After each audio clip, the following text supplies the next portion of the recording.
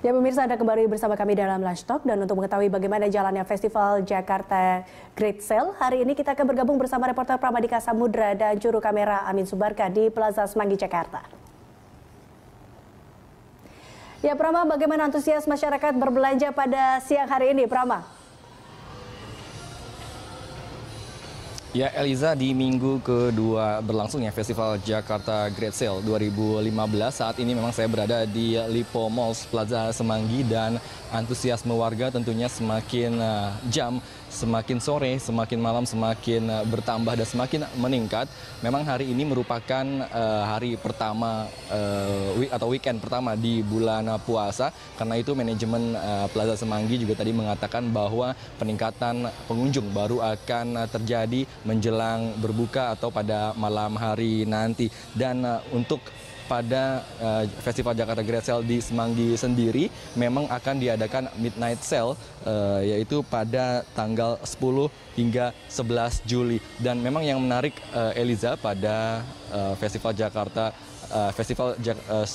Great Sale 2015 ini adalah Midnight Sale akan diadakan bergiliran atau tidak serentak, tidak seperti pada tahun-tahun sebelumnya, sehingga masyarakat Jakarta dapat memilih mal mana yang ingin mereka datangi. Tentunya ada waktu-waktu tertentu seperti di Grand Indonesia pada 26 hingga 27 Juni, di Mall Kelapa Gading 20 dan 27 Juni, di Plaza Semanggi 10 hingga 11 Juli, di Kota Kasablanka 4 Juli 2015, di Lipo Mall Kemang 27 Juli dan 4 Juli, di Pejaten Village 27 Juni 2015. Dan selain itu juga yang membedakan Eliza adalah bahwa di tahun 2015 ini Festival Jakarta Great Sale selain memberikan diskon kepada masyarakat terkait dengan penurunan harga di sektor sekunder atau di pakaian, celana, sepatu, dan lain-lain.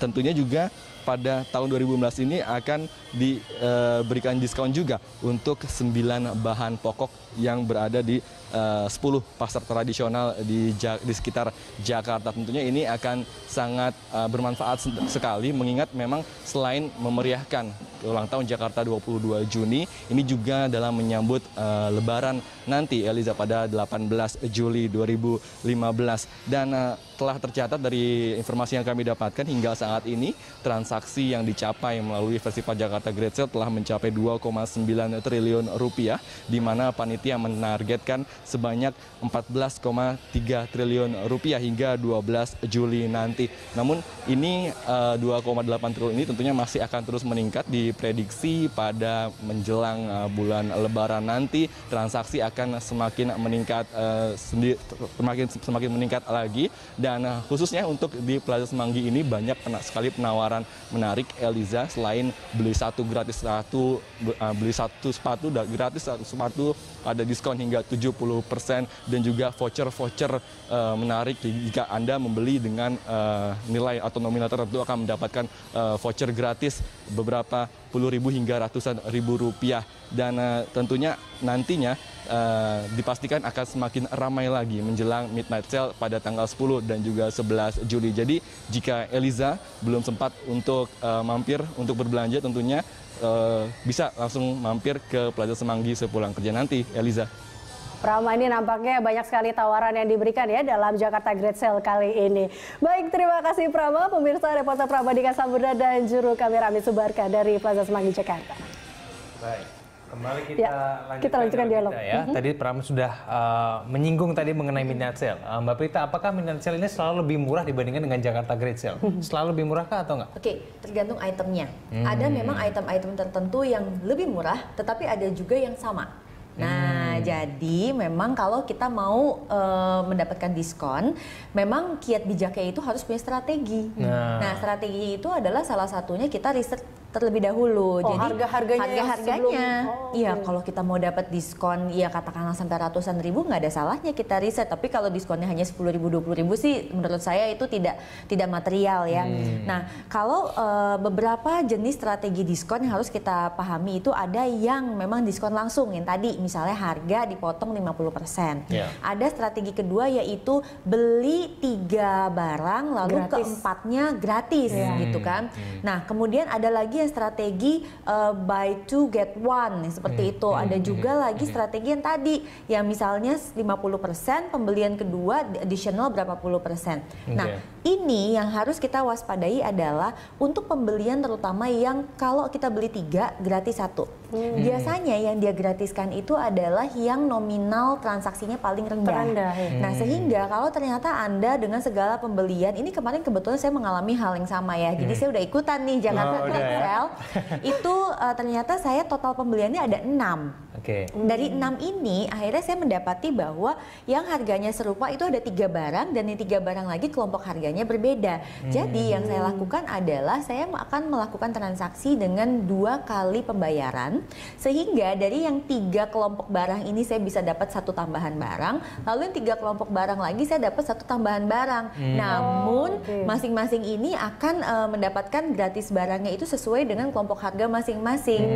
Jadi habis bayar ngantri lagi gitu ya? Jadi ya kira-kira seperti itu. Ini salah satu trik ya supaya nggak rugi kalau kita lihat seperti itu ya Mbak Prita, dengan harga yang sama dengan mahal jadi masih dapat free-nya juga mahal. Betul. Jadi itu adalah salah satu strategi yang kebiasaan yang saya perhatikan itu untuk orang-orang yang berbelanja, terutama kalau kalap, itu adalah ya udah deh biarkan saja. Lalu biasanya kasir ataupun salesperson kan juga mereka hanya melakukan sesuai dengan ininya saja, job desk-nya. Nah itu biasanya nanti ya udah akhirnya kita membayarkan dengan benar-benar barang yang paling murah gitu, yang diskon, sedangkan yang lainnya lebih mahal. Ternyata itu bedanya bisa sampai 100.000 sampai 200.000 loh. Nah itu rata-rata barang-barang yang diskonnya banyak, terus itu menguntungkan dari segi promo segala macam, itu barang-barang apa sih? Nomor 1 adalah alat rumah tangga. Alat rumah tangga ini kan pembeliannya kita juga jarang. Contoh kipas angin, panci, dan lain-lain. Ini kalau sedang ada diskon manfaatkan. Karena sebetulnya ini mereka membuang stok. Karena akan ada stok yang baru. Ya kalau panci beda-beda sedikit kan nggak masalah gitu untuk new season dan lain. Nah, yang kedua biasanya adalah pakaian dalam. Karena pakaian dalam itu again bukan seasonal, tetapi pasti dibutuhkan, terutama kalau kita punya anak kecil. Karena kan anak kecil itu kan tumbuh kembangnya terus berjalan. Jadi orang tua kerap kali harus membeli mungkin dalam 1 tahun 2 kali. Nah ini adalah momen yang tepat. Lalu sepatu juga demikian untuk terutama anak-anak, karena ya again mereka membawa perkembangan dengan size ukuran sepatunya. Nah kalau orang dewasa, saya biasanya ngajaknya siasatnya adalah bergabung bersama teman-teman. Jadi supaya bisa memanfaatkan pembelian lebih banyak, itu kita coba cek siapa tahu ada teman kita yang juga memiliki kebutuhan untuk belanja barang yang serupa. Rame-rame gitu diajakin dan tanya satu-satu tuh. Kali aja bisa kalau buy one get two bisa bagi 3 jadinya ya. Memang taktiknya seperti itu. Oke. Nah ini terkait dengan pengeluaran juga nih Egan dan juga Mbak Prita. Biasanya nih ini kan jelang-jelang Lebaran, yaitu adalah THR kan. Nah ini kan mengurusnya bagaimana, dan mereka kadang suka kalap dengan akhirnya menggunakan kartu kredit aja dulu. Karena mikirnya nanti ada THR bisa ditutup seperti itu kan. Tapi ternyata pas udah THR sudah habis, kartu kredit membengkak, nih gimana untuk mengurusi pengeluaran itu? Nah jadi gini, kalau memang kita mau mendapatkan barangnya terlebih dahulu, takutnya kan ada yang gini ya, THR baru turun 2 minggu sebelum Lebaran, udah mau mudik, barang udah habis, akhirnya mereka menyesal. Itu saya bisa pahami. Jadi kalau Anda memang mau melakukan pembelanjaan saat ini dengan bantuan kartu kredit, bukannya tidak boleh, boleh, tetapi berarti Anda sudah tidak punya THR lagi sebetulnya. Jadi kita mindsetnya adalah saat datang THR itu langsung digunakan untuk melunasi tagihan kartu kredit. Tapi ada nggak sih Mbak Prita persentase dari THR itu yang berapa digunakan belanja? 50% buat belanja, itu 50% idealnya buat... berapa sih? Idealnya THR itu sekitar 50% kita gunakan untuk keperluan Lebaran. 50%? Ya, itu panganan, lalu hantaran, angpau, THR untuk orang lain, itu semua masuknya di situ. Untuk pakaian dan aksesoris usahakan tidak lebih dari 20%. Oke. Sisanya 30%? Nah, itu bisa macam-macam. Kalau Anda mudik, Anda bisa ambil dari situ. Lalu kalau Anda masih punya utang yang sebelumnya belum lunas, Anda bisa lunasi dari situ. Lalu kalau Anda mau investasi atau dana darurat juga bisa ambil dari situ. Sebenarnya masih bisa ya untuk menabung ya. Ya, ada celah banyak tuh 30% nih. Ya. Kalau itu belanjanya masih 50% atau 20% masih teratas. Jangan lupa diri makanya. Jangan kalap. Oke, kita masih akan lanjutkan perbincangan ini Mbak Prita dan Egan. Kami akan kembali pemirsa usai jeda.